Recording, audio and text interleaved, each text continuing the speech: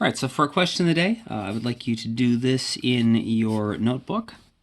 Imagine we've got some object being dragged along the ground.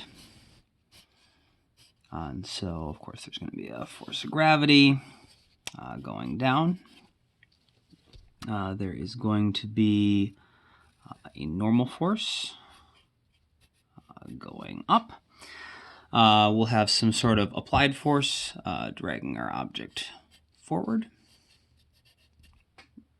And we'll have some amount of friction, maybe resisting it. Let's actually put some numbers on here. So let's say that the force of gravity is, 75 newtons. And the normal force is going to equal the force of gravity, so that'll also be 75 newtons. And let's say the applied force is 60 newtons. And the acceleration of the object, we can see we have an unbalanced force here. And so our object is going to be accelerating forward at, let's say, 2 meters per second squared. What I would like you to figure out, if that is the case, is how big is this force of friction.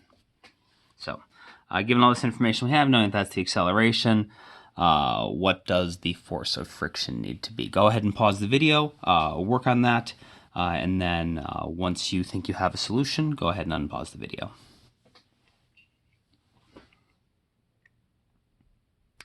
Okay, here we go. So one thing that is always helpful to draw whenever we start doing problem solving is the net force, because that often is because that's what connects the acceleration to all of our individual forces. And so in this case, we can see our normal force and gravity cancel out, but our applied force and our friction, they're not going to cancel each other out. We're going to get some sort of net force to the right. We could also know the net force has to be to the right because the net force has to be in the same direction as the acceleration. And the net force is going to be equal to Fa minus Ff. Of course, the other thing the net force is always equal to is the mass times the acceleration.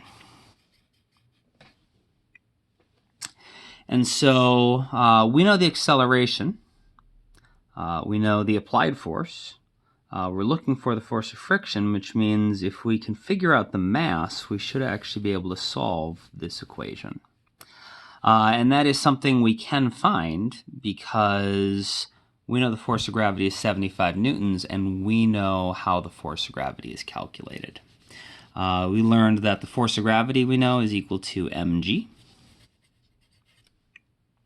And so if the force of gravity is equal to m times g, that means m, the mass, has to be equal to the force of gravity divided by g. So that's going to be 75 newtons over 9.8 meters per second squared is going to be 7.65 kilograms. And so if our mass is 7.65 kilograms, and you can double check this, remember the force of gravity is m times g, and so 7.65 times 9.8 is going to give us that 75 newtons. And so we know the net force has to be equal to the mass times the acceleration, and so that equals ma, so that's going to be 7.65 times 2 is going to be 15.3 newtons. And we know that the net force has to equal Fa minus Ff. And so, sort of run out of work here, I'll do this over here. So, sort of separate. So net force equals Fa minus Ff. That means that 15.3 newtons has to equal our applied force of 60 newtons minus the force of friction.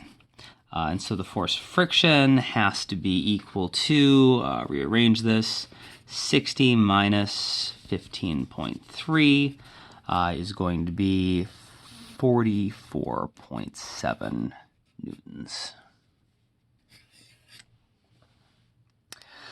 And so we start to see how all the bits of information that we get start connecting to each other. The mass winds up getting used in a few different places.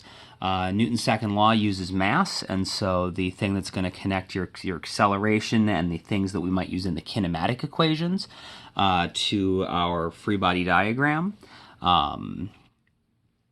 And the forces is going to be Newton's second law, and you'll need the mass for that, but you also use the mass for things like calculating the force of gravity. And sometimes problems will be worded in such a way where they don't actually tell you the mass, but you can figure it out either from one or the other. The problem may not initially show a net force, but that net force is an important part of problem solving because it's what connects all the individual forces on our diagram to the accelerations, and the acceleration is what connects us to initial velocities and final velocities and displacements and stuff like that. And so as we go through and do more problem solving, we'll practice doing all these sorts of things, but we just want to get used to thinking about how all of these things are connected, and constantly being sort of on the lookout for alternate ways to find things or attack problems.